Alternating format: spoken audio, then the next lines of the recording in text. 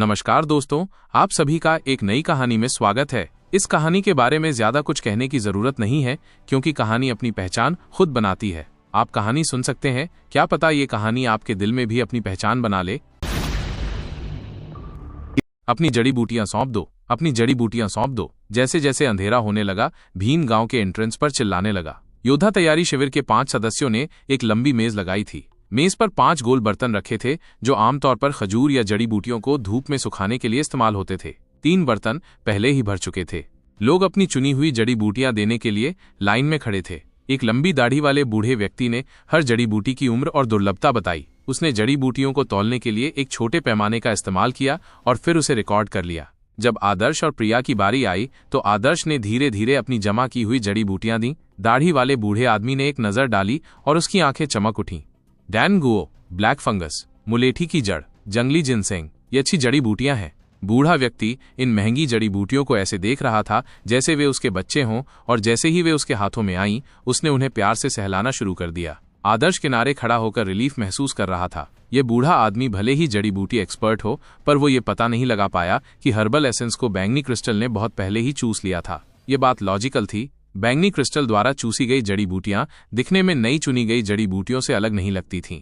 हे बच्चे, तुम वाकई लकी हो, तुम आज अपना राशन रख सकते हो। भीम जड़ी बूटियों को देखकर बहुत खुश हुआ। वे जड़ी बूटियां कलेक्ट करने के इंचार्ज थे और अगर क्वालिटी अच्छी होती तो उन्हें विक्रम से रिवॉर्ड मिलता। जब भविष्य में विक्रम की तरक्की शुरू होगी तो उसके साथियों को भी कुछ फायदा होगा। वो बड़े शहर में एंटर कर सकता था और शायद उसे शहर में जॉब भी मिल सकती थी। मैंने पहचान लिया कि तुम एक एप्ट औषधि बालक हो जिसमें जड़ी बूटियां चुनने की नेचुरल टैलेंट है। तुम्हें जड़ी बूटियां चुनने के लिए भेजना मेरी दूरदर्शिता के कारण था, जो तुम्हारी सबसे अच्छी कैपेबिलिटी से मेल खाता था। पिछली बार तुम मरे नहीं, इससे तुम्हारी जड़ी बूटी चुनने की कला में सुधार हुआ है। इस स्टैंडर्ड के अनुसार कल एक और औंस जड़ी बूटी सबमिट कर देना। जब भीम ने ये कहा तो वो सहजता से मुस्कुरा दिया।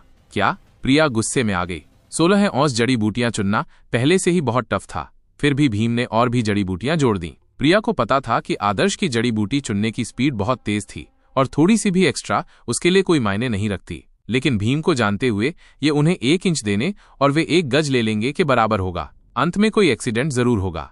योद्धा भीम, तुम मजाक कर रहे हो। ये जड़ी बूटियां मेरे पूरे दिन की कड़ी मेहनत से चुनी गई हैं। ये मेरा सब कुछ है। आदर्श की आवाज बहुत धीमी थी। जैसे ही उसने अपने होंठ हिलाए, उसकी नजर जड़ी बूटियों से भरे 3 बर्तनों पर पड़ी। तीनों बर्तनों की सतह पर हल्के पॉइंट्स की एक परत तैरने लगी थी। ये प्रकाश बिंदु साफ तौर पर बैंगनी क्रिस्टल द्वारा खींचे जा रहे थे। वे रात में जुगनू की तरह थे और धीरे धीरे आदर्श की ओर तैर रहे थे। आदर्श के चेहरे पर एक अजीब सी स्माइल आ गई। बैंगनी क्रिस्टल को हर्बल एसेंस अब्सॉर्ब करने में कुछ समय लगता था। भीम की बकवास आदर्श को खुश करने वाली थी। लानत है, तुम सोचते हो कि मैं तुम्हारे साथ नेगोशिएट कर रहा हूँ? भीम ने मेज पर जोर से मारा, जिससे दाढ़ी वाले बूढ़े आदमी को झटका लगा। तुम घटिया लोग सिर्फ खाना ही जानते हो। ऐसा बहुत कम होता है कि तुम्हारे कचरे का कोई ऐसा आइटम हो जो किसी काम आ सके, और यहाँ तुम तरह तरह के बहाने बना रहे हो। लियान जनजाति मुफ्तखोरों को नहीं पालती। लोग या तो योद्धा होते हैं या ईमानदारी से मजदूरी करते हैं। कल 1 औंस और जड़ी बूटियां दे दो, भाग जाओ।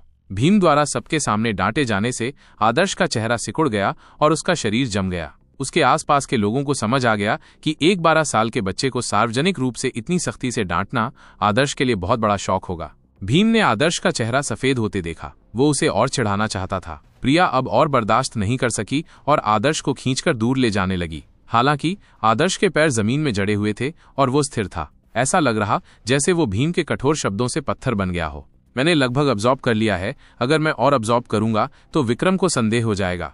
आदर्श भीम से बेफिक्र था। वो उसके शब्दों को पागल कुत्ते के भौंकने की तरह ले रहा था। वो केवल इस बात पर फोकस कर रहा था कि उसे कितना हर्बल एसेंस अब्सॉर्ब करना चाहिए। लगभग 80% अब्सॉर्ब करना काफी होगा। मुझे विक्रम के लिए थोड़ा सूप छोड़ना होगा। अगर इतनी बड़ी मात्रा में जड़ी बूटियों में कोई हर्बल एसेंस नहीं होगा तो एक मूर्ख भी कुछ गड़बड़ पहचान लेगा। आदर्श लियान जनजाति के ऊंचे लोगों के साथ कॉन्फ्लिक्ट में नहीं पड़ सकता था। वो भीम से छुटकारा पाने में सक्षम हो सकता था, लेकिन वो अभी भी मुखिया या विक्रम जैसे लोगों का मुकाबला नहीं कर सकता था। बैंगनी क्रिस्टल द्वारा अब्सॉर्ब किया गया हर्बल एसेंस तेजी से उसके ब्लड स्ट्रीम में चला गया। आदर्श के शरीर में घूम रहा था। इसने उसे अपनी नसों में गर्मी महसूस कराई। उसका शरीर गर्म हो गया और उसका चेहरा गुलाबी हो गया। आदर्श को लगा कि उसका शरीर खुशी से हल्का हो गया है। आदर्श की शक्ल भीड़ को दयनीय लग रही थी। उसका चेहरा लाल था और उसके अंग ढीले थे। यह भीम की डांट का इफेक्ट रहा होगा। बेचारा बच्चा, वो बहुत छोटा है। उसे इसलिए निशाना बनाया जा रहा है क्योंकि उसने राशन डिस्ट्रीब्यूशन के दिन भीम का विरोध किया था। इस बच्चे का जीवन निश्चित रूप से बहुत टफ है। लियान जनजाति में आने के कुछ समय बाद ही उसकी माँ की मृत्यु हो गई। वो कमजोर है और बीमारियों से ग्रस्त है। उसमें कोई ताकत नहीं है। वो भीम का विरोध नहीं कर पाएगा। योद्धा तैयारी शिविर के लोग गांव का फायदा क्यों उठा रहे हैं? तुम लोगों को लगता है कि युवा मास्टर विक्रम सच में हमें शहर में ले आएगा? शश, बकवास मत करो। अगर योद्धा तैयारी शिविर के लोगों ने ये सुन लिया तो तुम्हारा बुरा हाल हो जाएगा। मुझे लगता है कि इस बच्चे को जल्द या बाद में मौत की सजा मिलेगी। पहाड़ों पर जड़ी बूटियां चुनते समय लोगों का गिरकर मर जाना आम बात थी। जड़ी बूटी जितनी महंगी होती है वो उतनी ही ऊंची होती है।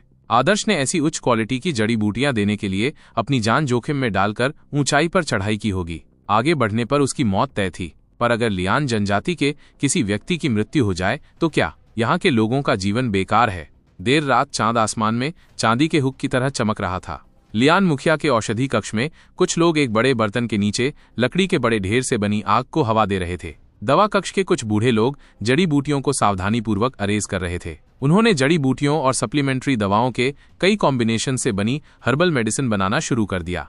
सप्लीमेंट्री औषधियां और उन्हें गर्म करने का मेथड गुप्त रूप से लियान आदिवासी कबीले में दिया जाता था। ये आम लोगों को पता नहीं होना चाहिए था, क्योंकि अगर उन्हें पता होता कि कैसे, तो वे चुपके से जड़ी बूटियां चुन सकते थे और खुद के लिए इसे पी सकते थे।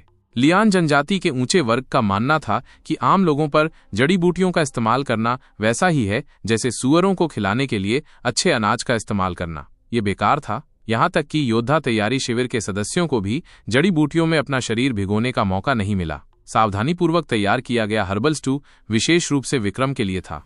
अच्छा, इस बार तुमने अच्छा किया। बहुत सारी अच्छी जड़ी बूटियां इकट्ठी की गईं। जड़ी बूटियों की सूची देखने के बाद मुखिया बहुत सेटिस्फाइड हुए।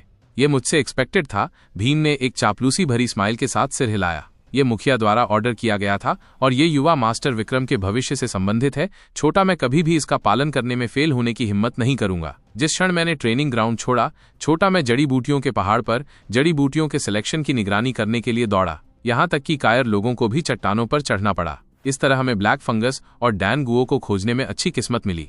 भीम ने आदर्श से सारा क्रेडिट ले लिया।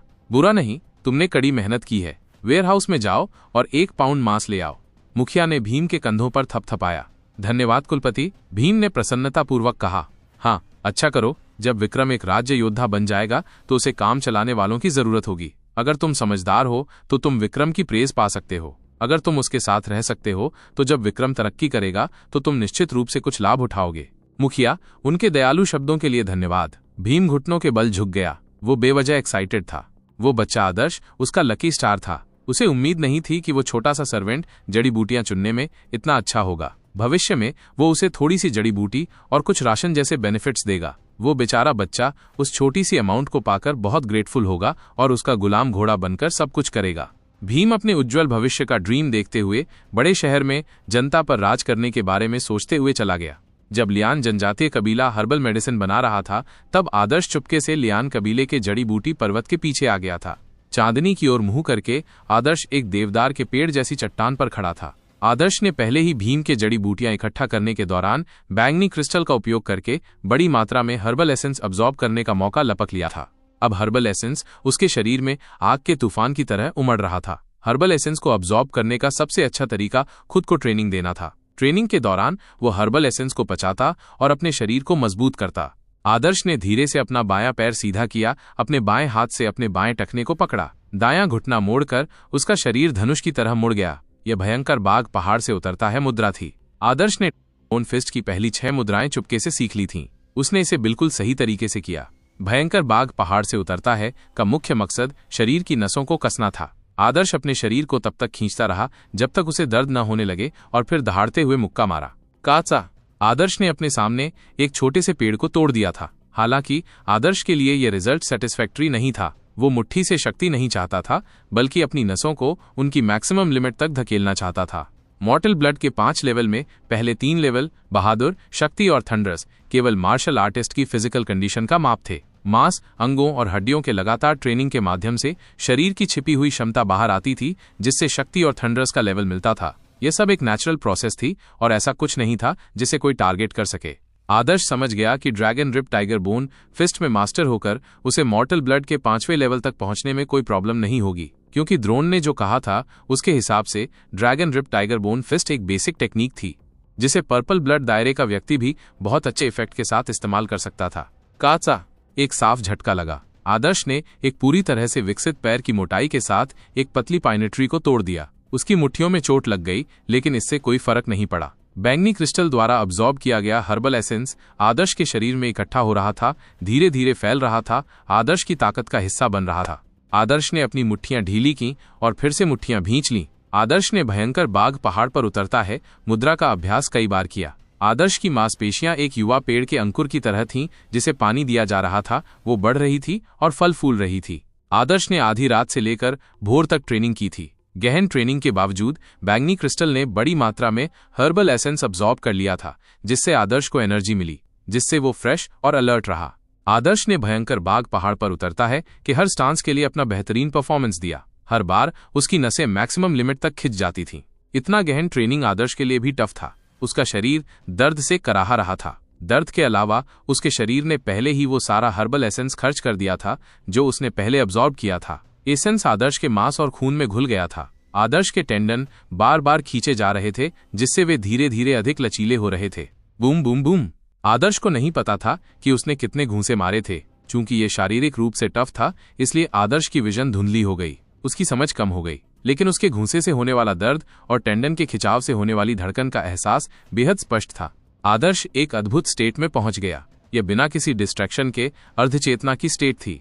वो सब कुछ भूल चुका था। उसे सिर्फ अपने शरीर की टेंडन याद थी। अनजाने में आदर्श ने अपने टेंडन और मांसपेशियों का एक माइंड मैप बना लिया था। ये एक जादुई एहसास था।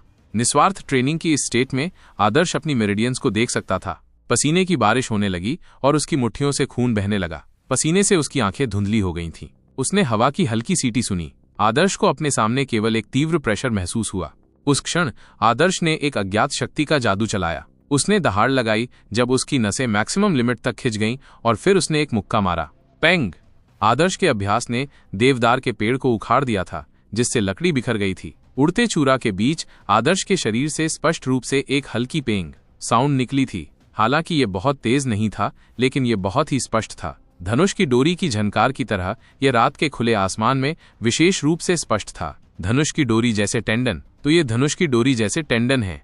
आदर्श जमीन पर गिर पड़ा और अपनी बाहें फैलाकर आसमान की ओर देखने लगा। उस आखिरी मुक्के ने उसकी सारी एनर्जी खत्म कर दी थी। आदर्श ने गहरी सांस ली। उसकी दाहिनी मुट्ठी खून से लाल हो गई थी, लेकिन दर्द ने उसे और भी एक्साइटेड कर दिया। वो जानता था कि उसने अपने भयंकर बाघ का पहाड़ पर उतरना टारगेट की ओर थोड़ी सी प्रोग्रेस की है।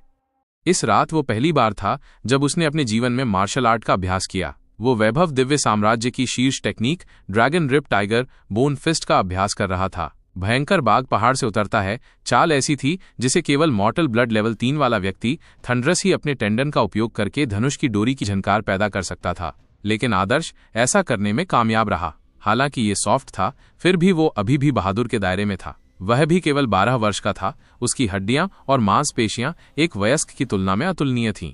रिजल्ट कुछ ऐसे थे जो योद्धा तैयारी शिविर के किसी भी सदस्य के लिए पॉसिबल नहीं थे। उसने तो अतीत में विक्रम के वीरता स्तर को भी पार कर लिया था।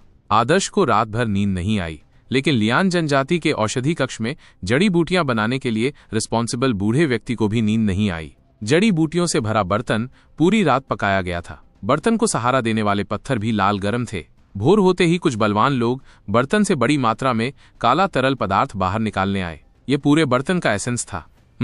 ये जड़ी बूटियां इस बार सबसे अच्छी हैं।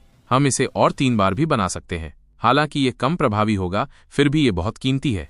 आप लोग इसका इस्तेमाल नहाने के लिए कर सकते हैं। जड़ी बूटियों के अवशेष आम लोगों के लिए छोड़ दिए जाएंगे। जब उजाड़ हड्डियों को परिष्कृत किया जाएगा तब इसकी जरूरत होगी।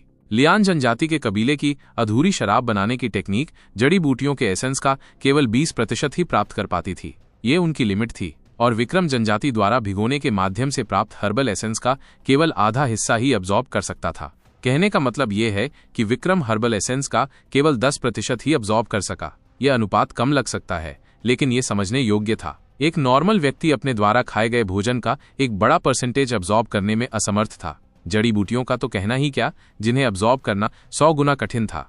काले हर्बल तरल की बाल्टी को विक्रम के आइसोलेशन रूम में भेज दिया गया। विक्रम ने पहले ही सुन लिया था कि डैन गुओ, जंगली जिनसिंग, ब्लैक फंगस और नद्यपान जैसी बहुमूल्य जड़ी बूटियां उस जड़ी बूटी के बर्तन में थीं।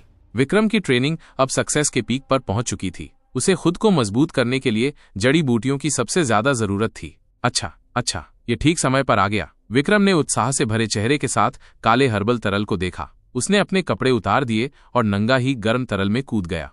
तापमान 90 डिग्री सेल्सियस से ऊपर था, जो किसी भी मांस को पकाने के लिए पर्याप्त था। यहाँ तक कि विक्रम जैसे मॉर्टल ब्लड के 5वें लेवल को भी अपने पूरे शरीर में दर्द महसूस हुआ। लेकिन ये तापमान हर्बल एसेंस को अब्जॉर्ब करने के लिए बेस्ट तापमान था। इतना गर्म पानी पोर्स को खोल सकता था और हर्बल तरल योद्धा के पोर्स के माध्यम से उसके शरीर में एंटर कर सकता था। हर्बल तरल में भिगोना विक्रम को टॉर्चर कर रहा था और अपने शरीर की रक्षा के लिए विक्रम ने अपने शरीर के माध्यम से अपनी युआन QE को फ्लो किया। फिर भी ये बेहद पेनफुल था, लेकिन ये सोचकर कि वो एक दिन वैभव दिव्य साम्राज्य में एंटर कर सकता है, वैभव पवित्र टेक्निक सीखने के लिए और लोगों पर शासन करने वाला व्यक्ति बन सकता है, विक्रम ने इसे और सहा। विक्रम की मजबूत बनने की विल पावर अनमैच्ड थी। कमजोर विल पावर वाला व्यक्ति जनजाति के युवा मास्टर के रूप में अपनी स्टेटस का फायदा उठाकर अच्छा खाना खा सकता था और अनएथिकल कामों में शामिल हो सकता था। सबसे अच्छी बात यह है कि वो एक रेप्यूटेड युवा मास्टर होता, लेकिन वो कभी भी विक्रम जैसी हैसियत तक नहीं पहुंच पाता। युवा मास्टर विक्रम की विल पावर बहुत बड़ी है। युवा मास्टर विक्रम एक लौह पुरुष की तरह है। एक नॉर्मल व्यक्ति के लिए इस उबलते हर्बल तरल में डूबना पॉसिबल नहीं है। युवा मास्टर विक्रम लोगों के बीच एक ड्रैगन है। विक्रम को हर्बल तरल में झींगे की तरह लाल होते देख भीम सहित आसपास के नौकरों ने चापलूसी करना शुरू कर दिया। उनके बोलने का तरीका उनके जैसा नहीं था, क्योंकि वे आमतौर पर गंदी भाषा का इस्तेमाल करते थे। हालांकि चापलूसी करने के लिए उन्होंने जानबूझकर बड़े एडजेक्टिव्स का इस्तेमाल करना चुना। आग को और तेज करो, विक्रम ने अपने दांत पीसते हुए चिल्लाया। 90 डिग्री सेल्सियस के तरल में डूबना बेहद पेनफुल था। विक्रम के माथे पर नसें उभर आई थीं। उसका शरीर लाल त्वचा से ढका हुआ था, खिंच रहा था और मुड़ रहा था। ऐसी सिचुएशन में यदि कोई विक्रम को लोगों के बीच ड्रैगन के रूप में लेबल करता तो वो ज्यादा से ज्यादा एक झींगे से संबंधित होगा। वो वास्तव में अपनी लिमिट पर था, लेकिन हर्बल तरल का इफेक्ट उसकी एक्सपेक्टेशन से कमजोर था। ऐसा कैसे हो सकता है? आग को और बड़ा करो। नौकरों ने एक दूसरे की आंखों में देखा, विक्रम की प्रशंसा से भरे हुए। भाड़ में जाओ, युवा मास्टर विक्रम ने आग को और बड़ा करने के लिए कहा। तुम किस लिए बेकार बैठे हो? क्यों? क्या तुम्हें लगता है कि युवा मास्टर विक्रम इसे सहन नहीं कर सकते? युवा मास्टर विक्रम की विल पावर और कैपेबिलिटी ऐसी चीज नहीं है जिसे तुम समझ सको। भीम ज्यादा सीनियर था, इसलिए उसने अपने अधीनस्थों को सबक सिखाया। उन्हें डांटने के बाद उसने खुद ही लकड़ी का बड़ा ढेर चूल्हे में डाल दिया। लपटें बढ़ने के साथ ही आग भड़क उठी। विक्रम को अपनी ट्रेनिंग प्रोग्रेस में एक इंपॉर्टेंट मूवमेंट पर पहुंचते देख भीम ने जानबूझकर आग को हवा देने के लिए एक बड़ा पंखा लिया। आग इतनी बड़ी थी कि लपटें विक्रम के बालों को जलाने वाली थीं। युवा मास्टर विक्रम, क्या आप अच्छा महसूस कर रहे हैं? भीम ने उत्साह से मुस्कुराते हुए कहा। विक्रम अब एक शब्द भी नहीं बोल पा रहा था। उसने अपने दांत इतने कस लिए थे कि उसके दांत टूटने लगे थे। उसकी कसी हुई मुट्ठियों के अलावा उसकी त्वचा भी इतनी उबल गई थी कि फटने लगी थी। फिर भी उसे मनचाहा रिजल्ट नहीं मिला। क्या हुआ? विक्रम ने गुस्से से सोचा। भीम के स्पेशल ट्रीटमेंट के तहत उसका शरीर पिघलने वाला था। मनुष्य की त्वचा तेज गर्मी में सिकुड़कर फटने लगती है। ये घटना विक्रम के शरीर पर भी दिखाई दे रही थी, लेकिन विक्रम को इसकी कोई परवाह नहीं थी। वो अपने मन की गहराई में इस डरावनी पॉसिबिलिटी पर विचार कर रहा था। ये एक ऐसा डर था जिसने उसका गला घोंट दिया था। ट्रेनिंग के इतने उच्च लेवल पर पहुंचने और पर्पल ब्लड दायरे से एक कदम दूर होने के कारण विक्रम अपने शरीर में होने वाले प्रत्येक डेवलपमेंट के प्रति बहुत सेंसिटिव था। उसे पता था कि वो उच्च क्वालिटी की जड़ी बूटियों से भरे बर्तन में डूबा हुआ है, लेकिन उसकी हार्ट रेट नहीं बढ़ी है। उसके शरीर को पॉलिश किया गया है, लेकिन रिजल्ट स्पष्ट नहीं थे। वो अच्छी जड़ी बूटियों से भरे टैंक से भी ज्यादा कुछ ग्रहण नहीं कर सका। विक्रम को एहसास हो गया था कि वो शायद एक अड़चन के पॉइंट पर पहुंच गया है। विक्रम ने अपने गुरु द्रोण से सुना था कि जब मार्शल कलाकार मार्शल आर्ट का अभ्यास करते हैं तो वे अड़चनों का सामना करने के लिए प्रोन होते हैं, खासकर जब वे एक नए लेवल पर पहुंचने वाले होते हैं। कुछ लोग जीवन भर अपनी अड़चनों के साथ फंस सकते हैं। मार्शल मार्ग का कोई अंत नहीं था। कलाओं का अभ्यास करने के लंबे रास्ते में व्यक्ति को लगातार नए क्षेत्रों में सक्सेस प्राप्त करनी होती थी। अंततः एक बाधा उत्पन्न होगी, लेकिन विक्रम कभी विश्वास नहीं कर सकता था कि पर्पल ब्लड दायरे में प्रवेश करते समय उसे अपनी पहली बाधा का सामना करना पड़ा। वो इसे एक्सेप्ट नहीं कर सका। वो स्वर्ग का प्रिय बच्चा था, उथले पानी में फंसा एक सुनहरा ड्रैगन। उसे आसमान में उड़ने के लिए बस थोड़ी सी प्रेरणा की जरूरत थी। एकमात्र पर्पल ब्लड दायरे उसकी अड़चन कैसे बन सकता है? उसे यकीन ही नहीं हुआ। और आग! विक्रम गुस्से से चिल्लाते हुए अपनी पूरी ताकत से स्ट्रगल कर रहा था। और भी ज्यादा आग! भीम को लगने लगा कि कुछ गड़बड़ है। उसने देखा कि विक्रम की बाहों और पैरों की त्वचा फट गई है। उसे इस हालत में नहीं पकाना चाहिए था। युवा मास्टर, अगर आप इसे और पकाएंगे तो ये ज्यादा पक जाएगा। नौकरों के झुंड ने हिचकिचाते हुए कहा, मुझे और आग चाहिए। विक्रम ने क्रोधित शेर की तरह जोर से दहाड़ लगाई। भीम केवल अपने अधीनस्थों के साथ आग को हवा देकर ही आज्ञा का पालन कर सकता था। लपटें तेज होती गईं। तरल पदार्थ में जड़ी बूटियां उबलने लगीं। जड़ी बूटियों का बर्तन उबल गया था। यहाँ तक कि विक्रम को भी उबलते पानी में रहने में परेशानी हो रही थी।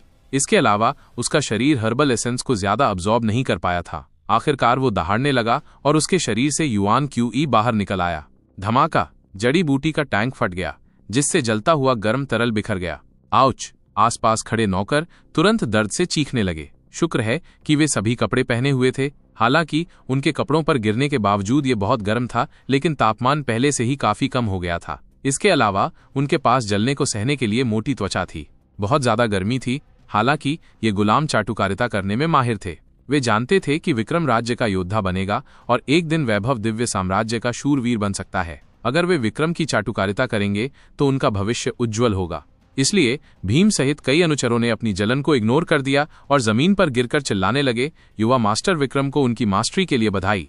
विक्रम द्वारा जड़ी बूटी के टैंक में विस्फोट करने का दृश्य इंप्रेसिव था। भीम और अन्य लोगों ने इसे गलत समझा कि विक्रम ने टैंक में सेंध लगाई है। उन्होंने चापलूसी करने में समय बर्बाद नहीं किया, लेकिन विक्रम की हंसी और उन्हें रिवॉर्ड देने की घटना नहीं हुई। इसके विपरीत विक्रम का शरीर पूरी तरह लाल हो गया था। उसका मांस पहले से ही फटा हुआ था, जिससे वो बेहद क्रूर लग रहा था। भागो! अत्यंत क्रोधित विक्रम ने भीम और अन्य अनुचरों को लात मारी, जिससे वे नीचे गिर पड़े। भीम लात लगने से अवाक रह गया। उसकी कमर में बहुत दर्द होने के बावजूद वो कुछ भी कहने की हिम्मत नहीं जुटा पाया। उसे कुछ भी समझ नहीं आया कि क्या हुआ था। तुम सब भाग जाओ! विक्रम ने जोर से चिल्लाया। नौकर बुरी तरह डर गए और जल्दी से भाग गए।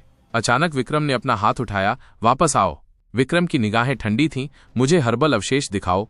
हाँ हाँ, नौकरों ने एक शब्द भी नहीं कहा। वे भागे और बिना कुछ कहे जड़ी बूटियों का अवशेष वापस ले आए। विक्रम ने जड़ी बूटियों के अवशेषों को खंगाला और शराब बनाने की प्रोसेस पर सवाल उठाया। उसका चेहरा और भी बदसूरत होता गया। हर्बल अवशेषों में कोई प्रॉब्लम नहीं थी। इसमें बहुत सारी अच्छी जड़ी बूटियां इस्तेमाल की गई थीं। वास्तव में एक बड़ी जनजाति का चिकित्सक भी ये नहीं बता पाएगा। कौन सोच सकता था कि किसी के पास बिना किसी गुप्त प्रोसेस के सभी हर्बल सार को अब्जॉर्ब करने की क्षमता थी। हर्बल अवशेषों को देखने के बाद विक्रम को इस बात की कंफर्मेशन हो गई कि वो अपनी प्रॉब्लम से मिल चुका है। लानत है! विक्रम ने अपनी मुट्ठी दीवार पर पटक दी। उसने बचपन से ही मार्शल आर्ट में अपनी टैलेंट दिखाई थी। द्रोण ने पहले कहा था कि वो एक बड़ी जनजाति में भी सर्वश्रेष्ठ में से एक होगा। प्रॉब्लम उसके शरीर के कारण नहीं थी। प्रॉब्लम इस लियान आदिवासी कबीले के कारण थी। जनजाति ने मुझे जो जड़ी बूटियां दी वे बहुत कमजोर थीं। बड़े आदिवासी कबीलों के टैलेंटेड युवा बचपन से ही जड़ी बूटियों का सेवन करते हैं। वे भोजन के लिए उजाड़ हड्डियां खाते हैं। मैं उनसे कैसे तुलना कर सकता हूँ? विक्रम ने अपनी मुट्ठियां कस लीं। उसे इस बात से नफरत थी कि वो एक अमीर परिवार में नहीं बल्कि इस उजाड़ जगह में पैदा हुआ था। इस बेचारे लियान आदिवासी कबीले ने मेरे समय के 17 साल रोक दिए हैं और मुझे डिले कर दिया है। अगर मैं वैभव दिव्य साम्राज्य के शाही परिवार में पैदा हुआ होता तो मैं पर्पल ब्लड दायरे या उससे भी ऊंचे दायरे में पहुंचने की एस्पिरेशन रखता और शायद वैभव दिव्य साम्राज्य के शाही सिंहासन के लिए भी कम्पीट करता। ये सोचकर वो अब लियान आदिवासी कबीले का साथ नहीं दे सकता था। वो लियान आदिवासी कबीले से नफरत करता था। लियान आदिवासी कबीले के सभी रिसोर्सेज उसके पालन पोषण के लिए पर्याप्त नहीं थे। मैं शाही परिवार में क्यों पैदा नहीं हो सका? मैं इन सब का आनंद क्यों नहीं ले सका? उनका स्टार्टिंग पॉइंट कहीं ऐसा था जिसे मेरा लियान कबीला देख भी नहीं सकता था। फिर भी मैं कुत्ते की तरह ऊपर चढ़ रहा था। मुझे इससे नफरत है। आओ! विक्रम चिल्लाया। भीम ने और धीमा होने की हिम्मत नहीं की और बिना आवाज किए विक्रम की ओर दौड़ पड़ा। मेरा आदेश मान लो। कड़ाही तैयार करो और गांव के योग्य लोगों को इकट्ठा करो ताकि उजाड़ हड्डियों को साफ करना शुरू किया जा सके।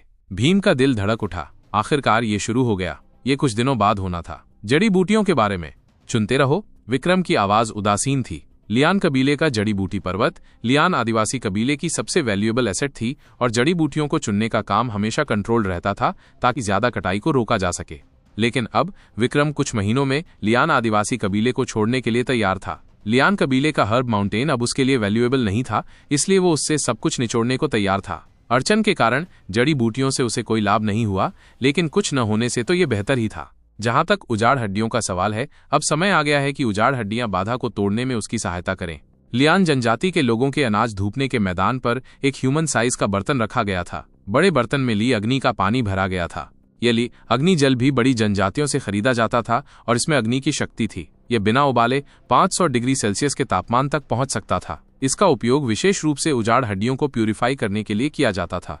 बड़े बर्तन के नीचे जो लकड़ियां रखी गई थीं वे खास थीं। वे बैंगनी रंग की लकड़ियां थीं। उनका रंग अट्रैक्टिव था। हर लकड़ी सूखे हुए पुराने सांप की तरह थी। हालांकि बैंगनी रंग की जलाऊ लकड़ी देखने में बहुत आकर्षक नहीं लगती थी, लेकिन उन्हें महंगा माना जाता था। बैंगनी रंग की जलाऊ लकड़ी में एक खास तरह की आग होती थी। जली हुई बैंगनी रंग की लकड़ी से एक पूरा दिन जलाया जा सकता था और कई बड़े बर्तनों में आग जलाई जा सकती थी। लियान जनजाति के लोगों ने इस दिन के लिए बहुत पहले से प्रिपरेशन कर रखी थी। फिर भी वे बैंगनी रंग की लकड़ी का उपयोग करने से कतराते थे। वे दिन में केवल एक लकड़ी का ही उपयोग करते थे। इसके साथ ही आग जलने लगी। बैंगनी रंग की लकड़ी से गहरी बैंगनी लपटें निकल रही थीं, लेकिन ये बहुत शांत थी। लपटों का तापमान बहुत अधिक था, जो चट्टान को पिघलाने के लिए पर्याप्त था। बैंगनी लपटों के नीचे ली अग्नि जल का कड़ाहा उबलने लगा। उजाड़ हड्डियों के शोधन की अध्यक्षता लियान आदिवासी कबीले के कुलपति कर रहे थे, जो विक्रम के दादा थे। चूंकि ये बहुत इंपॉर्टेंट मामला था, इसलिए उन्होंने इसे व्यक्तिगत रूप से करने का फैसला किया। जैसे ही पानी उपयुक्त तापमान पर पहुंचा, कुलपति ने आदेश दिया, उजाड़ हड्डियों को नीचे उतारो। कुछ हट्टे कट्टे गांव वाले एक बड़े लकड़ी के बक्से को उठाकर लाए और उसमें से शत विक्षत हड्डियों को उठाकर बड़े बर्तन में डाल दिया। कुलपति ने भारी चेहरे से कढ़ाई में उठते बुलबुले देखे। सामान्यतः उजाड़ हड्डियों का शोधन कोई ऐसा काम नहीं था जो नॉर्मल लोग कर सकते थे। जो लोग उजाड़ हड्डियों को प्यूरिफाई करने में माहिर थे, उन्हें उजाड़ स्वर्ग मास्टर्स के नाम से जाना जाता था। उजाड़ स्वर्ग मास्टर का स्टेटस सबसे सम्मान की बात थी। उनमें उजाड़ हड्डियों में मौजूद एसेंस को प्यूरिफाई करने की क्षमता थी, जिसे प्यूरिफाई करने का सपना कई मार्शल कलाकार देखते हैं और जिसके लिए कम्पीट करते हैं। उजाड़ हड्डियों के अवशेष। एक नॉर्मल कंकाल का वजन लगभग 10,000 पाउंड होता था। इसलिए हालांकि ये ज्ञात था कि हड्डियों में बहुत ज्यादा एनर्जी जमा होती है, फिर भी मनुष्य इतनी बड़ी मात्रा में हड्डियों को खाने में असमर्थ थे। अगर वे खाते भी तो उन्हें पचाना मुश्किल होता था। उजाड़ हड्डियों के भीतर की एनर्जी आसानी से अब्जॉर्ब नहीं होती थी। यहाँ तक कि बड़ी मात्रा में उजाड़ हड्डियों का सेवन करने पर भी 10% से भी कम एफिशिएंसी होती थी। लेकिन एक वीरान स्वर्ग मास्टर से एक वीरान हड्डी अवशेष में प्यूरिफिकेशन के बाद ये एक लौंगन जितना छोटा होगा, या यहाँ तक कि एक सेम जितना छोटा होगा। एक अमीर व्यक्ति आसानी से एक दिन में 7 से 8 खा सकता था। एक उजाड़ स्वर्ग मास्टर द्वारा प्यूरिफाई किए जाने के बाद एसेंस आसानी से अब्जॉर्ब हो जाता था। जब तक एक मार्शल कलाकार एक निश्चित लेवल तक पहुंच जाता है जो उसके शरीर को ओवरफ्लो से एक्सप्लोड करने से रोकता है, तब वह अंततः एक उजाड़ हड्डी अवशेष को पचाने में सक्षम होगा। एक उजाड़ स्वर्ग मास्टर जो उच्च लेवल के उजाड़ जानवरों को प्यूरिफाई कर सकता था, एक बड़ी संपत्ति थी जिसके लिए प्रमुख शक्तियां कम्पीट करती थीं। अफवाहों के अनुसार वैभव दिव्य साम्राज्य का राष्ट्रीय शिक्षक एक वीरान स्वर्ग गुरु था। उसे जो स्टेटस और प्रेस्टीज प्राप्त थी, वो किसी नॉर्मल व्यक्ति की कल्पना से परे थी। इस दुनिया में उजाड़ जानवरों के कई लेवल थे। कुछ उजाड़ जानवर 7 समुद्रों को पार कर सकते थे, पहाड़ों को काट सकते थे। इन उजाड़ जानवरों की हड्डियों को प्यूरिफाई करना और भी कठिन था, एक नॉर्मल व्यक्ति के लिए इम्पॉसिबल।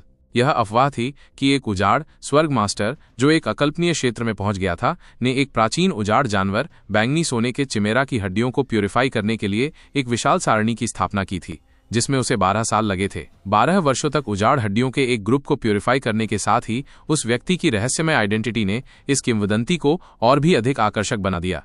ऐसा कहा जाता है कि शोधन के कारण 1000 मील की परिधि वाला क्षेत्र रेगिस्तान में बदल गया। यहाँ तक कि उजाड़ स्वर्ग के स्वामी ने भी उजाड़ हड्डियों के अवशेषों को प्यूरिफाई करने के लिए कीमत चुकाई थी। यह अज्ञात था कि पर्पल गोल्ड चिमेरा के अवशेष का उपयोग किस लिए किया गया था। अफवाहें बहुत थीं। कुछ ने कहा कि इसका उपयोग किसी को बचाने के लिए किया गया था। जहां तक इसका इस्तेमाल किसके लिए किया जाता था, इसके दर्जनों वर्जन थे। प्रत्येक वर्जन में अपनी अलग अलग अटकलें थीं, जैसे कि वीरान स्वर्ग मास्टर की बेटी, उसकी गर्लफ्रेंड, उसका शिष्य आदि। ऐसी अफवाहों ने उनके मन में एक वीरान स्वर्ग के स्वामी की स्टेटस को और भी पुख्ता कर दिया। यही कारण था कि किंवदंतियों को विस्तृत डिटेल्स के साथ आगे बढ़ाया गया। ये समझ में आता है क्योंकि लोगों के लिए विशाल जंगल में जीवित रहना बेहद मुश्किल था। ऐसे एक्सपर्ट्स की पूजा करने में सक्षम होना, भले ही वे उन्हें नहीं जानते हों, किंवदंतियों के आधार पर बेहद एक्साइटिंग था। जहां तक लियान जनजाति के कबीले की बात है, एक छोटी सी चींटी जैसी जनजाति कभी भी एक वीरान स्वर्ग मास्टर को काम पर नहीं रख सकती थी।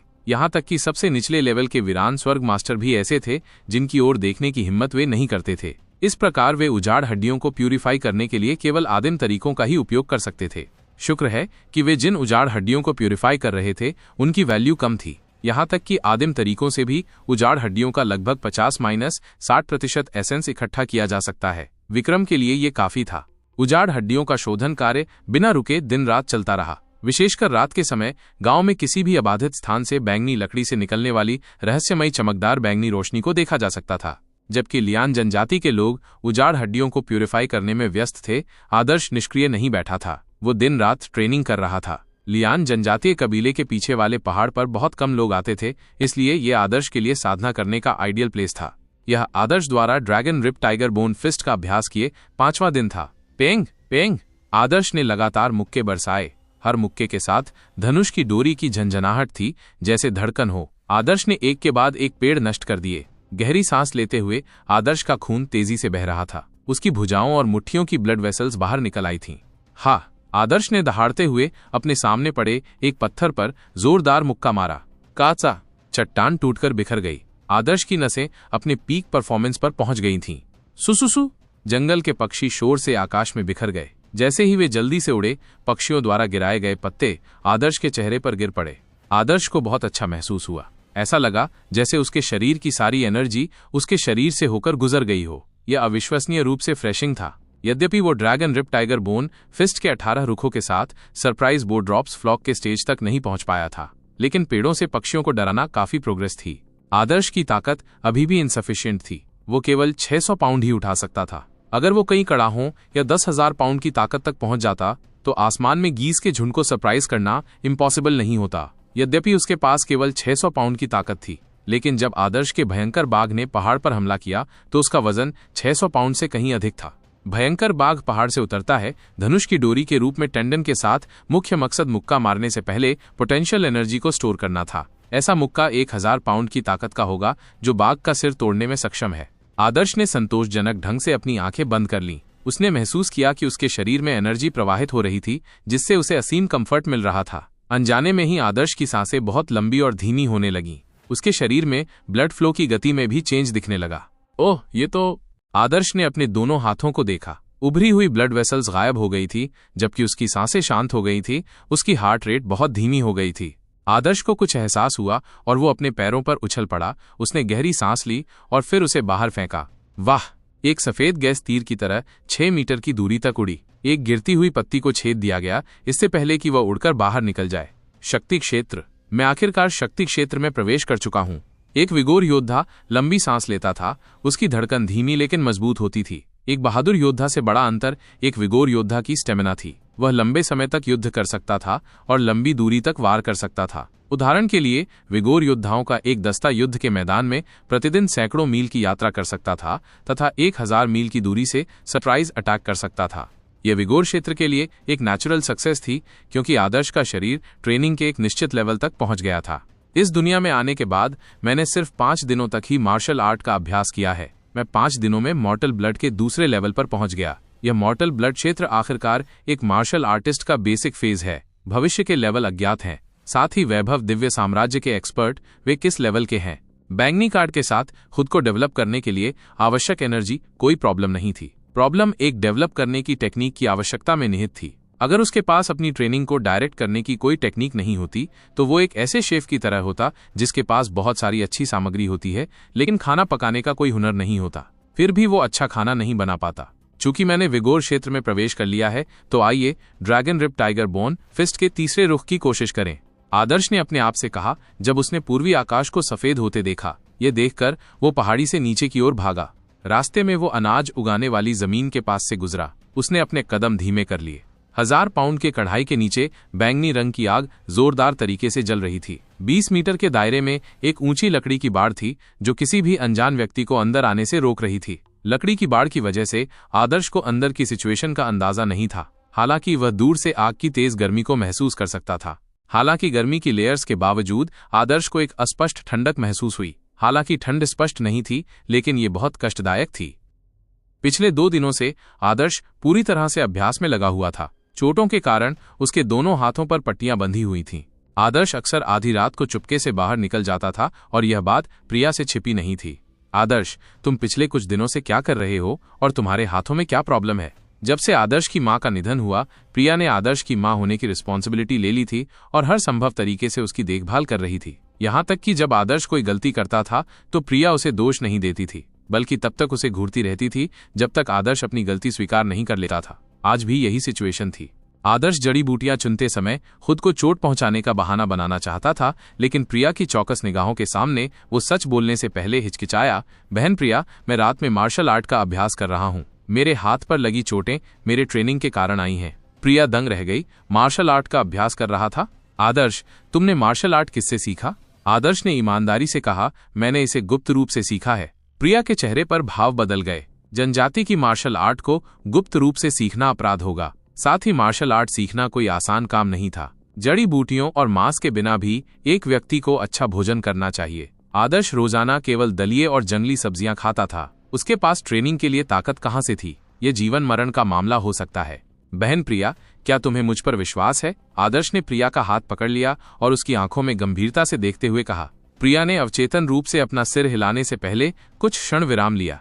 ठीक है, अगर तुम मुझ पर विश्वास करते हो तो आगे कुछ मत पूछो। बहन प्रिया, मैं तुम्हें भविष्य में एक बेहतर जीवन की ओर ले जाऊंगा, आदर्श ने गंभीरता से कहा। प्रिया इस अजीब दुनिया में मिलने वाली पहली व्यक्ति थी और वो व्यक्ति थी जिसने तब से अपने जीवन से उसका ख्याल रखा था। उसके मन में उसके प्रति कृतज्ञता की भावना थी। वह न केवल अपना भाग्य बदलना चाहता था, बल्कि प्रिया का भाग्य भी बदलना चाहता था। प्रिया ने आदर्श को अचंभित होकर देखा। उसके मन में एक विचार आया, उसका भाई बड़ा हो गया है, वो अब पहले जैसा बच्चा नहीं रहा। उसने जो कुछ कहा उसे बच्चों की बातें नहीं माना जाना चाहिए। वो अपने उद्देश्यों को पूरा करने के लिए कड़ी मेहनत कर रहा था। आदर्श धीरे धीरे सादे भोजन का आदी हो रहा था, या यूं कहें कि उसके पास इसके अलावा कोई ऑप्शन नहीं था। हालांकि अनाज का दलिया खराब स्वाद वाला था, लेकिन आदर्श भूख बढ़ने के बाद तुरंत इसे पचा लेता था। अगर लियान कबीले के हर्ब माउंटेन का साथ न होता तो आदर्श भूख से मर जाता, और विगोर क्षेत्र में सक्सेस की बात तो दूर की बात है। हालांकि जड़ी बूटियां शरीर की पोषण और एनर्जी संबंधी जरूरतों को पूरा कर सकती थीं, लेकिन वे भोजन की जगह लेने के लिए पर्याप्त नहीं थीं। जड़ी बूटियों का स्वाद अनाज के दलिया से भी बदतर था। जैसे जैसे दिन बीतते गए, आदर्श जैसे पेटू के लिए ये एक यातना बन गई। उसके जीवन में एकमात्र अच्छी चीज प्रिया की अचार वाली सब्जियां थीं। ये कहना दुखद था कि यद्यपि आदर्श को पृथ्वी पर अमीर नहीं माना जाता था, फिर भी उसे अपनी इच्छानुसार कुछ भी खाने का अवसर मिला। लेकिन जब से वो इस अजीब दुनिया में आया था, उसने मांस का स्वाद नहीं चखा था। अचार वाली सब्जियां अब एक स्वादिष्ट व्यंजन बन गई थीं। हालांकि प्रिया की अचार वाली सब्जियां वाकई बहुत स्वादिष्ट मानी जाती थीं। प्रिया के परिवार के लिए अचार वाली सब्जियां एक फिजूल खर्ची मानी जाती थीं, क्योंकि गांव में नमक नहीं था। सारा नमक बड़ी जनजातियों से खरीदना पड़ता था। ज्यादातर नमक योद्धाओं की तैयारी करने वाले शिविरों को दिया जाता था। वे नमक का इस्तेमाल मांस को पकाने के लिए करते थे, इसलिए आम लोगों को बहुत कम मात्रा में नमक दिया जाता था। इसका ज्यादातर इस्तेमाल सब्जियों का सूप उबालने में किया जाता था। इसका इस्तेमाल अचार वाली सब्जियां बनाने में करना खाने का एक शानदार तरीका था। कुछ दिनों के बाद लियान कबीले के हर्ब माउंटेन पर मौजूद सभी जड़ी बूटियां सूख गईं। बैंगनी क्रिस्टल के गाइडेंस के बाद भी अच्छी जड़ी बूटियां भी नहीं मिल पाईं। जड़ी बूटियां सौंपने के लिए गांव वालों ने जड़ी बूटियों के अंकुर भी उखाड़ दिए। भविष्य के बारे में सोचे बिना इस तरह से पूरे जड़ी बूटी के पहाड़ को सूख आकर चुना गया। ऐसा लगता है कि लियान आदिवासी कबीले ने अपना सब कुछ दांव पर लगा दिया है और जिस जमीन पर वे रुके थे उसे छोड़ दिया है। सारी उम्मीदें विक्रम पर टिकी हुई थीं। हालांकि भले ही विक्रम वैभव दिव्य साम्राज्य के योद्धा चयन में पास हो गया हो, लेकिन योद्धा तैयारी शिविर के केवल कुछ लोगों को ही लाभ होगा। ये पॉसिबल था कि सभी आम लोगों को छोड़ दिया जाएगा। आदर्श की भावनाएं मिश्रित थीं। विशाल जंगल में जीने का यही तरीका था। रिसोर्सेज सीमित थे। ताकतवर को ज्यादा रिसोर्सेज मिलते थे, जबकि कमजोर को खत्म कर दिया जाता था। जड़ी बूटी के पहाड़ का मूल्य कम होता जा रहा था, इसलिए लियान जनजाति के उच्च वर्ग ने जड़ी बूटी के पहाड़ पर ध्यान देना बंद कर दिया। उनका सारा ध्यान और एनर्जी उजाड़ हड्डियों के शोधन पर लग गई। उजाड़ हड्डियों का यह ग्रुप सबसे अधिक इंपॉर्टेंस रखता था। उजाड़ हड्डियों के इस ग्रुप के लिए लियान आदिवासी कबीले ने अपनी सारी बाजी लगा दी थी। उनकी सारी उम्मीदें इसी पर टिकी थीं। यहाँ तक कि विक्रम ने भी अपना सब कुछ, अपनी महत्वाकांक्षा, अपनी आशाएं, सब कुछ दांव पर लगा दिया था। अब उसका सब कुछ इसी पर दांव पर लगा था। उजाड़ हड्डियों के शोधन में 60 दिन लगे। शोधन प्रोसेस के 10वें दिन कुछ अजीब घटना घटी। उजाड़ हड्डियों के शोधन के इंचार्ज कुछ ग्रामीण बीमार पड़ गए। इसकी शुरुआत खांसी और बुखार से हुई, लेकिन जल्द ही ये दस्त त्वचा पर चकत्ते और अवसाद में बदल गया। लक्षण टाइफाइड जैसे थे। इतने विशाल जंगल में एक छोटी सी जनजाति के लिए अच्छी शारीरिक फिटनेस और मजबूत शारीरिक प्रतिरोध वाला एक नॉर्मल योद्धा ठीक रहेगा, लेकिन गरीब ग्रामीणों के लिए एक बार बीमार होने पर मामूली बीमारी जैसी कोई चीज नहीं होती, क्योंकि उनका शरीर कमजोर था और उनकी प्रतिरोधक क्षमता भी कम थी, तथा जनजाति के पास केवल एक ही डॉक्टर था जो उच्च वर्ग की सेवा करता था। इसलिए गरीब लोग ठंड की बीमारी से मरने के लिए अभिशप्त थे। आदर्श को यह समाचार सुनकर लगा कि कुछ गड़बड़ है। टाइफाइड सुनने में सर्दी जुकाम जैसा लगता था, लेकिन असल में यह एक जीवाणु संक्रमण था। आदर्श को यकीन नहीं था कि इस अजीब दुनिया में टाइफाइड वैसा ही है जैसा पृथ्वी पर है, लेकिन इतने सारे बीमार लोगों के साथ ये किसी तरह की संक्रामक बीमारी होनी चाहिए।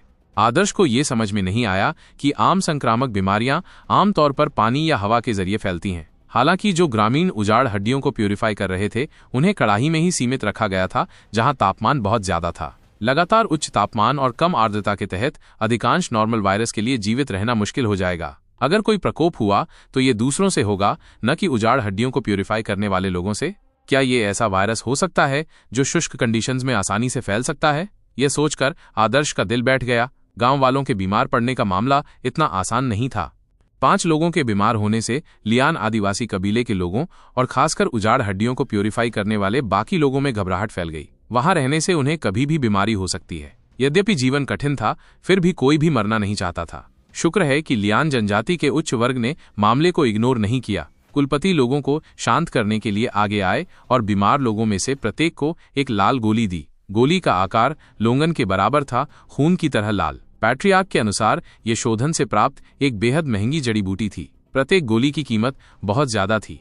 कुलपति ने बीमार लोगों को गर्म पानी के साथ इसे निगलने का निर्देश दिया। दवा खाने के बाद बीमारी ठीक हो जाएगी। और जिन बीमार लोगों ने गोली खाई, उन्हें पहले दिन बेहतर महसूस हुआ और रात भर सोने के बाद वे एनर्जेटिक महसूस करने लगे। दूसरे दिन शाम तक वे नॉर्मल लोगों से अलग नहीं थे। तीसरे दिन बीमार लोग और भी अधिक स्वस्थ थे।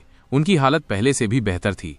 इसके अलावा कुलपति ने बीमार पड़ने वाले सभी ग्रामीणों को बेकन का एक हथेली के आकार का टुकड़ा वितरित किया। यह मांस था जिसे इन ग्रामीणों ने महीनों से नहीं देखा था। यह उनके लिए एक महान उपहार था। गरीबों ने बेकन के इस टुकड़े को बहुत संजोकर रखा और थोड़ा थोड़ा करके खाया। उनमें से कुछ ने इसे अपने बच्चों को दिया, कुछ ने अपनी पत्नी को। यह खबर कि लियान जनजातीय कबीले ने बीमार लोगों को गोलियां और बेकन वितरित किया है, जंगल में आग की तरह फैल गई। पीड़ित लोगों ने ट्रिब्यूनल की भलाई के लिए ऐसा किया और उजाड़ हड्डियों के शोधन के लिए और भी अधिक मेहनत की। कुछ लोगों ने तो यहां तक चाहा कि वे बीमार पड़ जाएं, क्योंकि उन्हें एक ऐसी गोली मिलेगी जिससे वे और भी अधिक एनर्जेटिक महसूस करेंगे, और बेकन का वह टुकड़ा। जब यह खबर आदर्श तक पहुंची तो वो उदास हो गया। क्या कोई ऐसी गोली है जो बीमारी को ठीक कर सके और उन्हें बेहतर महसूस करा सके? यद्यपि आदर्श के पास कोई चिकित्सा प्रशिक्षण नहीं था, लेकिन वो जानता था कि गोली खाने के बाद इतने अच्छे इफेक्ट होना कुछ ऐसा होगा जो लोगों को उत्तेजित करता है, जिसके गंभीर दुष्प्रभाव होंगे। उदाहरण के लिए उत्तेजक पदार्थ जैसे ड्रग्स और अन्य प्रतिबंधित दवाएं जो किसी व्यक्ति की क्षमता को प्रज्वलित कर सकती हैं। आदर्श को विशेष रूप से इस बात पर संदेह था कि लियान जनजाति के उच्च वर्ग के लोग अत्यंत कीमती जड़ी बूटियों से बनी गोलियां बांटने की खबर फैला रहे हैं। लियान आदिवासी कबीला कभी इतना उदार नहीं हो सकता। इसके अलावा उदार होने के लिए उनके पास कीमती जड़ी बूटियां होनी चाहिए, और आदर्श के पॉइंट ऑफ व्यू से लियान आदिवासी कबीले के उच्च वर्ग भी गरीब थे। ये उच्च वर्ग और आम लोगों के बीच एक ही बात पर विवाद की सिचुएशन थी। इसके अलावा उनके पास सीमित रिसोर्सेज थे और उन्होंने इसे विक्रम पर खर्च कर दिया था। वे गरीबों को जड़ी बूटियां कैसे दे सकते थे? एक और दिन लियान आदिवासी कबीले ने हर्बल अवशेष वितरित किए। ये हर्बल अवशेष विक्रम द्वारा उपयोग किए गए अवशेषों के अवशेष थे। ये उन लोगों के लिए था जिन्होंने अपने शरीर को मजबूत बनाने के मकसद से उजाड़ हड्डियों को प्यूरिफाई किया था। जिन लोगों को हर्बल अवशेष मिले वे स्वाभाविक रूप से आभारी थे। देर रात लियान आदिवासी कबीले के बुजुर्गों के परिसर में पेंग परिसर का दरवाजा जोर से खुला। एक जवान लड़का जिसका चेहरा बिल्कुल साफ था बाहर आया। ये विक्रम था। विक्रम, तुम बाहर क्यों आए? कुलपति ने उसे देखते ही खड़े हो गए। विक्रम ने पहले ही कह दिया था कि वो वैभव दिव्य साम्राज्य के योद्धा चयन के शुरू होने तक खुद को अलग रखेगा, पर उसे एकांतवास से बाहर आने में 1 महीना भी नहीं लगा था। मेरी साधना में कुछ प्रॉब्लम्स आ गईं। विक्रम का चेहरा ठीक नहीं लग रहा था। उसने सोचा था कि वो बैंगनी रक्त क्षेत्र में सफल होने के लिए उजाड़ हड्डियों के सार का इस्तेमाल करने से पहले 2 महीने तक एक मजबूत बेस बनाएगा। ऐसा करने से उसकी बुनियादी बातें और मजबूत होंगी, और काफी संचय के बाद जब वो बैंगनी रक्त क्षेत्र में जाएगा तो वो उसके शुरुआती फेज के पीक पर होगा। बैंगनी रक्त क्षेत्र के शुरुआती फेज में दूसरे लोगों के बीच वो अपना सिर ऊंचा रख पाएगा, और ये उसे भविष्य में और भी ऊंचे क्षेत्र में जाने में हेल्प करेगा। ये उसके लिए बहुत फायदेमंद होगा। वैभव दिव्य साम्राज्य के योद्धा चयन में योद्धा की बुनियादी बातों और कुल प्रगति पर खास ध्यान दिया जाता था। अगर विक्रम उन सभी जरूरतों को पूरा कर पाता तो उसे योद्धा चयन के दौरान वैभव दिव्य साम्राज्य के अधिकारियों से पहचान मिल सकती थी और वो बेहतरीन रिजल्ट पा सकता था। लेकिन हालात इसकी इजाजत नहीं दे रहे थे। लियान कबीले के जड़ी बूटी पहाड़ के सूखने के बाद भी सारी अच्छी जड़ी बूटियों के बावजूद विक्रम की साधना की प्रगति धीमी थी।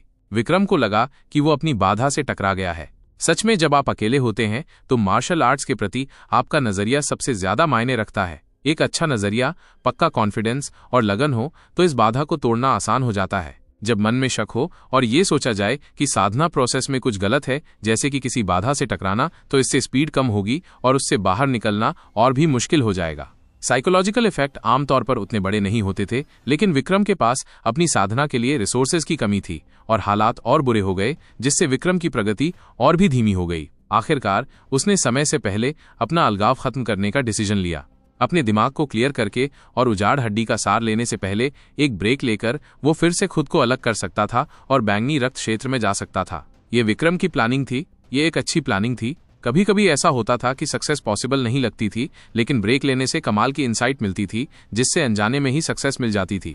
उजाड़ हड्डियों की शोधन प्रक्रिया कैसी रही है? विक्रम ने वह सवाल पूछा जिसकी उसे सबसे ज्यादा चिंता थी। उजाड़ हड्डी का ये टुकड़ा उसकी पूरी दौलत और जिंदगी थी।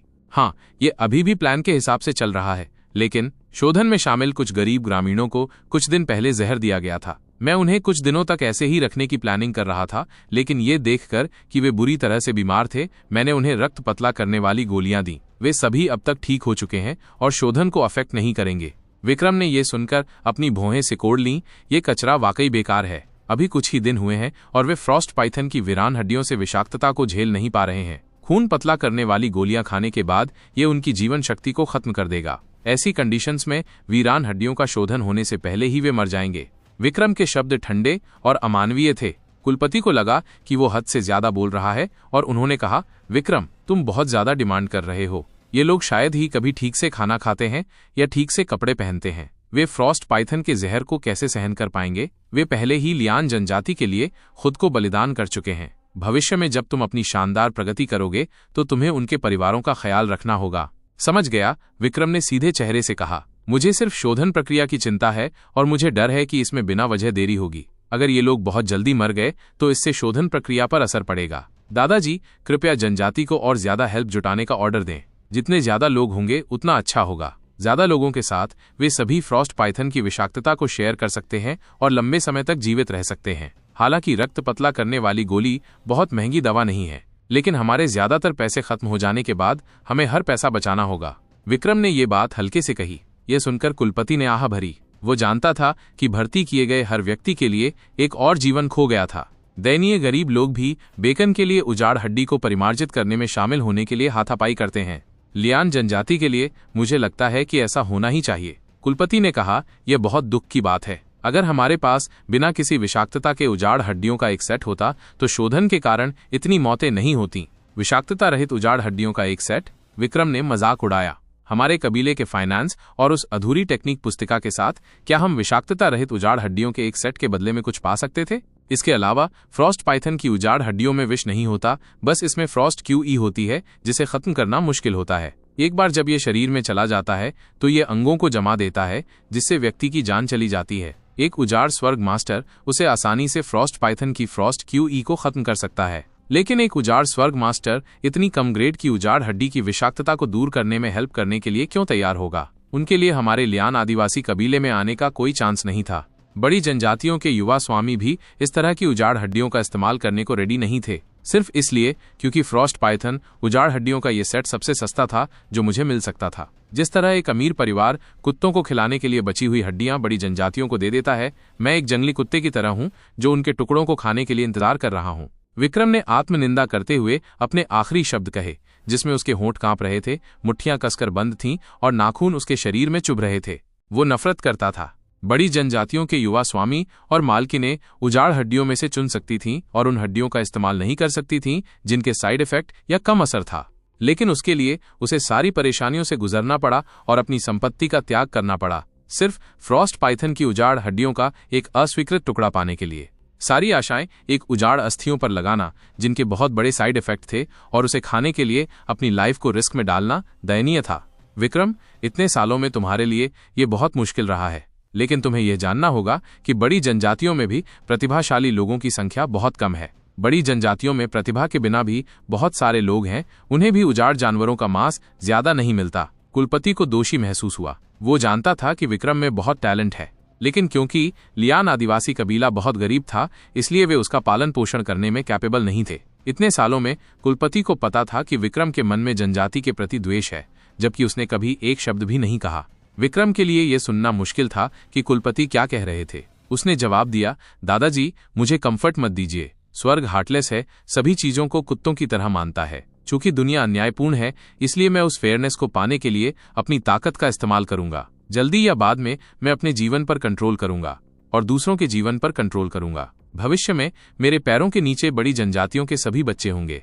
मैं समझता हूं, कुलपति ने आह भरी। कल मैं उजाड़ हड्डियों को परिमार्जित करने के लिए और अधिक लोगों को इकट्ठा करने का ऑर्डर दूंगा। मैं मौतों की संख्या की परवाह नहीं करूंगा। अधिक लोगों के साथ वे अधिक फ्रॉस्ट क्यूई को एब्जॉर्ब कर सकते हैं। जब आप उजाड़ हड्डियों का उपयोग करते हैं तो ये आपके लिए सेफ होगा।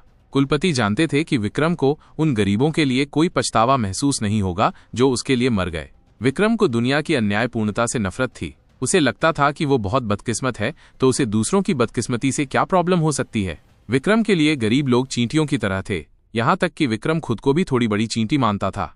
सर्वाइवल ऑफ द फिटेस्ट, ये एक ऐसी सोच थी जो विक्रम के दिल में बहुत गहराई तक समा गई थी। केवल छोटी चींटियों को खाकर ही वो उस पॉइंट तक बढ़ सकता था जहां वो एक टॉप एक्सपर्ट के रूप में अपने और दूसरों के भाग्य को कंट्रोल कर सकता था।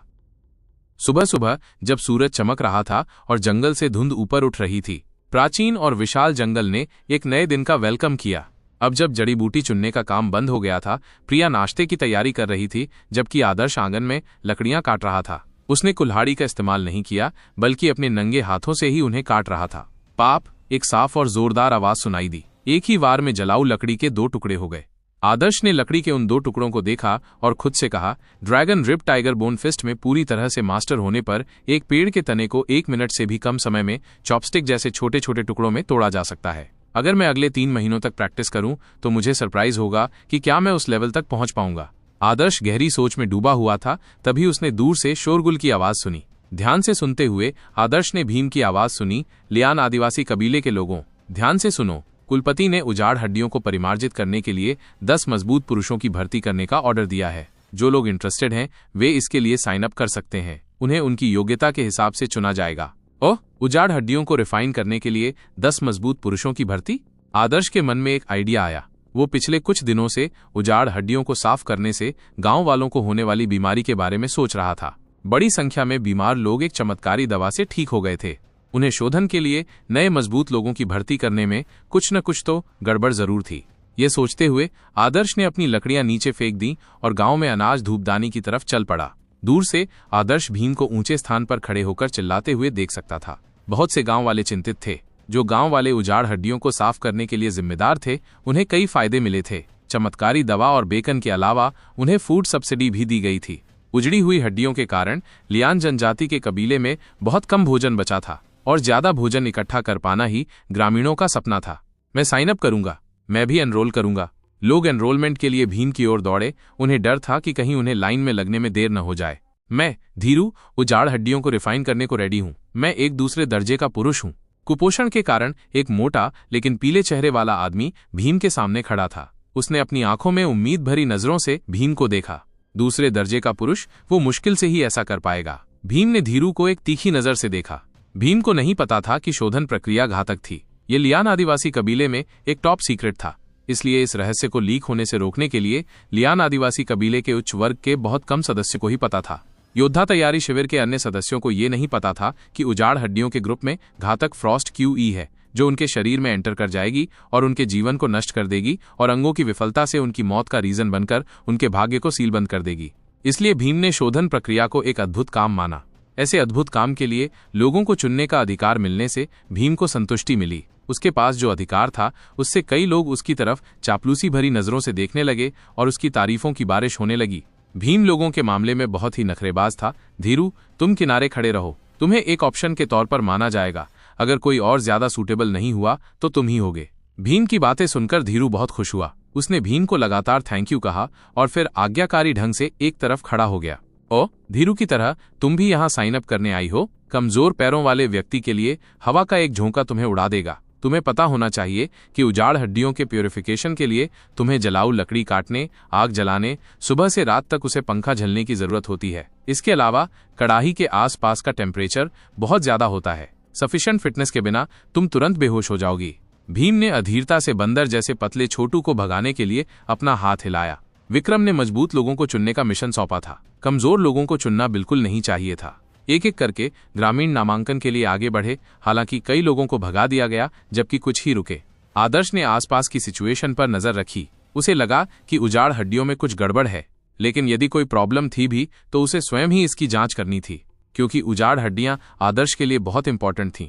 लियान कबीले के हर्ब माउंटेन के सूख जाने के कारण उसे अपने ट्रेनिंग के लिए भरपूर एनर्जी और न्यूट्रिशन की जरूरत थी। अनाज का दलिया अधूरा था। ओ, ये तुम हो? जैसे ही आदर्श अपने अगले कदम के बारे में सोच रहा था, उसने अचानक अपने पीछे एक परिचित आवाज सुनी। आवाज गहरी और कोमल थी, लेकिन इसे सुनते ही आदर्श का चेहरा बदल गया। यह विक्रम था। क्या विक्रम आइसोलेशन में नहीं था? भीम के शब्दों के आधार पर उसे 3 महीने के लिए आइसोलेशन में रहना था। वो इतनी जल्दी बाहर क्यों आ गया? आदर्श की ओरिजिनल प्लानिंग 3 महीने बाद अलगाव से बाहर आने तक विक्रम को मात देने की थी। उस समय उसे विक्रम से डरने की जरूरत नहीं थी, लेकिन अब आदर्श सिर्फ 7 दिनों से मार्शल आर्ट्स का अभ्यास कर रहा था, और भले ही पर्पल क्रिस्टल भाग्य को चैलेंज कर सके, आदर्श मॉर्टल ब्लड लेवल 5 के विक्रम को नहीं हरा पाएगा, जो 10 साल से मार्शल आर्ट्स का अभ्यास कर रहा था।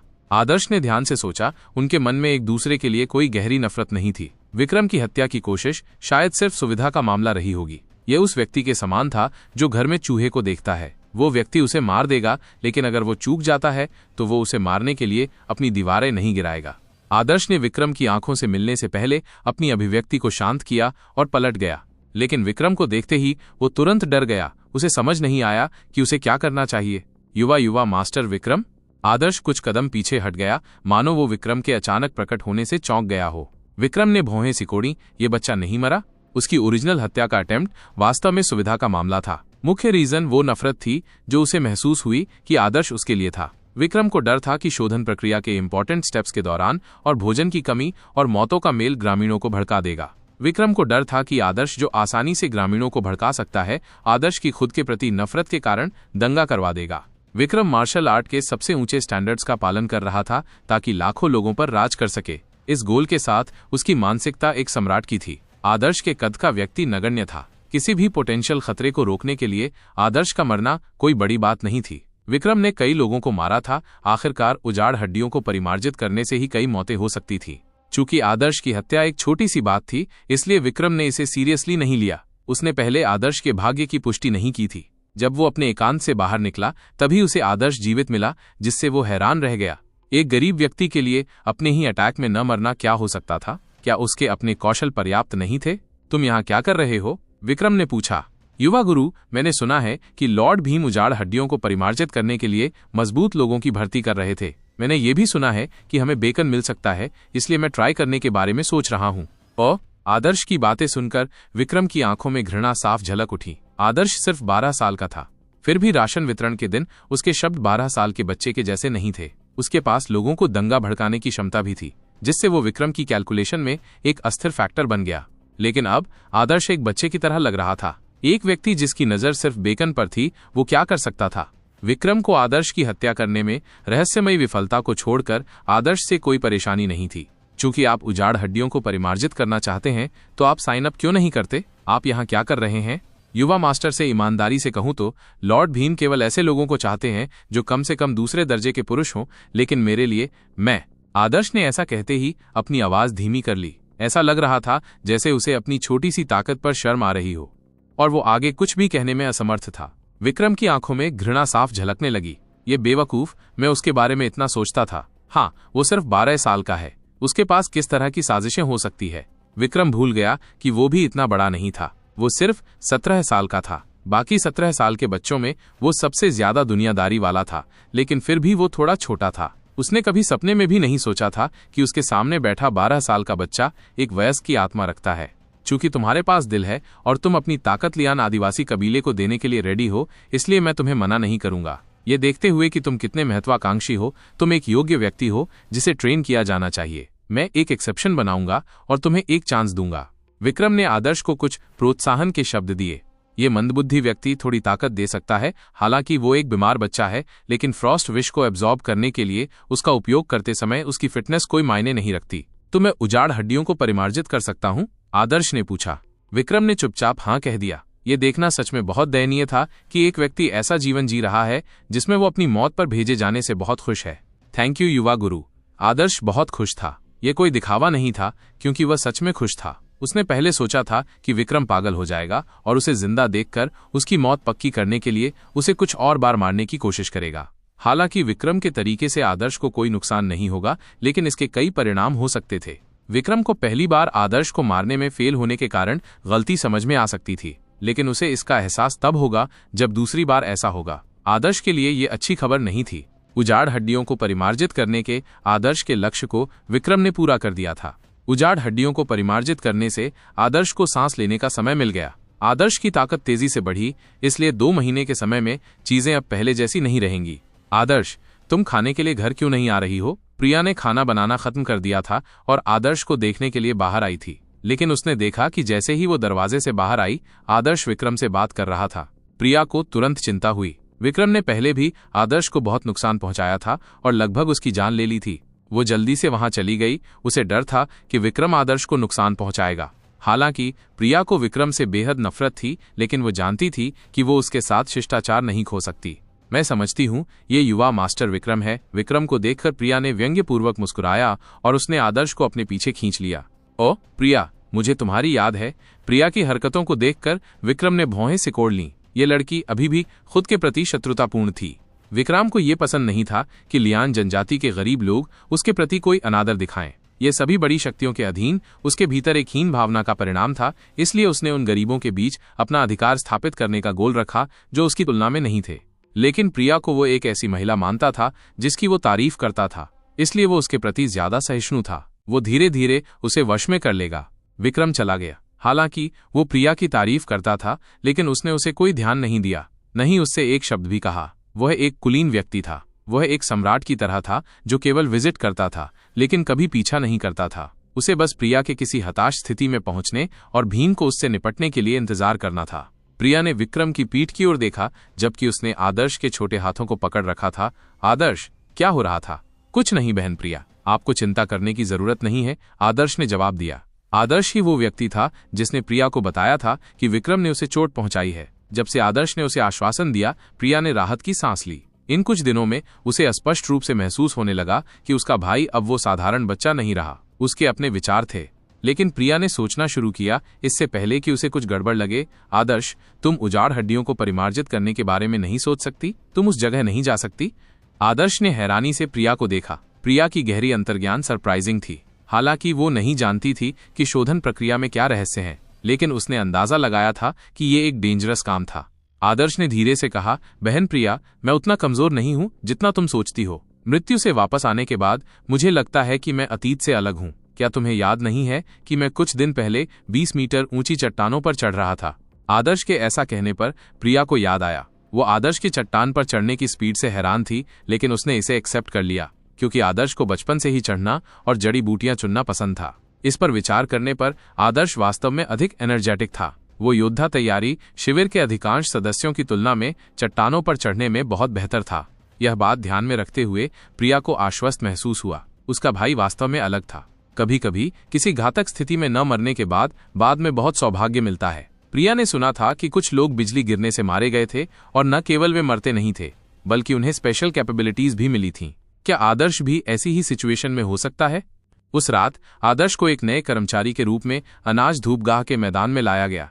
अनाज धूपदान के मैदान के चारों ओर लकड़ी की बाड़ लगाई गई थी। टाइफाइड की घटना के कारण लकड़ी की बाड़ बढ़ गई, जिससे बाहर से कोई भी अंदर नहीं देख सकता था। लगभग 30 लोग 2 शिफ्टों में बंटकर उजाड़ हड्डियों के परिमार्जन कार्य में लगे हुए थे। आदर्श को रात की पाली में काम सौंपा गया था। रात की पाली के लिए करीब 1 दर्जन लोग थे। हालांकि ये लोग योद्धा तैयारी शिविर के लोगों जितने फिट नहीं थे, लेकिन वे सभी बड़े थे। उनमें से आदर्श हंसों के बीच एक छोटे मुर्गे की तरह था। उसकी लंबाई सिर्फ उनकी छाती तक पहुंचती थी। आदर्श को देखकर 1 दर्जन पुरुष चौंक गए। घूरने का कारण स्पष्ट था। इतना पतला बच्चा उजाड़ हड्डियों को रिफाइन करने के लिए कैसे चुना गया? अपनी ताकत के अलावा उसकी लंबाई इतनी कम थी कि वो स्टूल पर खड़े होकर भी कड़ाही के मुंह तक नहीं पहुंच सकता था। वो कड़ाही में लीफायर वाटर कैसे डालेगा? बेटा, क्या तुम मजाक कर रहे हो? तुम्हारे जैसा कोई हड्डियों को रिफाइन कर सकता है? तुम अपने छोटे से शरीर से क्या कर सकते हो? तुम्हारे पैर तो लकड़ी से भी मोटे नहीं हैं। आदर्श को देखकर सभी पुरुषों के विचार सख्त हो गए थे। आदर्श को कोई काम न करने पर बेकन का एक टुकड़ा दिया जाएगा। वे इससे सहमत नहीं थे। आदर्श ने बोलने की जहमत नहीं उठाई और जलाऊ लकड़ी के ढेर के पास बैठ गया और उन्हें जो कुछ भी कहना था कहने दिया। दलिया बनाने का समय हो गया है। योद्धा तैयारी शिविर से एक आदमी दलिया की एक बाल्टी लेकर आया। उजाड़ हड्डियों को परिमार्जित करने वालों के लिए भोजन उपलब्ध कराया गया था। ये एक ऐसा कल्याणकारी उपाय था जो उजाड़ हड्डियों के सुचारू शोधन को इंश्योर करने के लिए उच्च श्रेणी के लोगों द्वारा दिया जाता था। खाने के बाद ही उनमें काम करने की ताकत आती थी। यह सुनकर कि दलिया आ गया है, लोगों की आंखें चमक उठीं और वे उसकी ओर दौड़ पड़े। हुला, दलिया की बाल्टी खाली छीन ली गई। आदर्श के पीछे होने के साथ साथ इन लोगों ने भोजन के लिए कैसे संघर्ष किया और लड़ाई की, आदर्श के लिए पहले से ही कुछ नहीं बचा था। आदर्श खुद को असहाय महसूस कर रहा था। बुरे एनवायरनमेंट में लोग बुरे नागरिक बन जाते हैं। इस मुहावरे का अपना तर्क था। ऐसा इसलिए नहीं था क्योंकि बुरे माहौल में रहने वाले लोग अनैतिक थे, बल्कि इसलिए कि नैतिक होना उनके जीवित रहने की गारंटी नहीं थी। काम करने का समय, काम का समय। योद्धा तैयारी शिविर के लोग चिल्लाए। कुछ आदमी बड़े बर्तन की ओर बढ़े। दिन की शिफ्ट बदलने का समय हो गया था। आदर्श पीछे की ओर धीरे धीरे चल रहा था। वो धीरे धीरे चलते हुए कड़ाही को घूर रहा था। दूसरों की नजरों में आदर्श बैंगनी आग से जल रहे विशाल कांसे के बर्तन को देखकर दंग रह गया। वाकई बर्तन बहुत बड़ा था। आदर्श की ऊंचाई बर्तन के दूसरे हैंडल तक भी नहीं पहुंची। दरअसल आदर्श की नजर में रोशनी के हल्के हल्के बिंदु थे। ऐसा लग रहा था जैसे रात में उड़ते हुए जुगनू नाच रहे हों। कितनी रहस्यमयी शक्ति! ये उजाड़ हड्डियों की एनर्जी थी और ये पौराणिक थी, उजाड़ की शक्ति।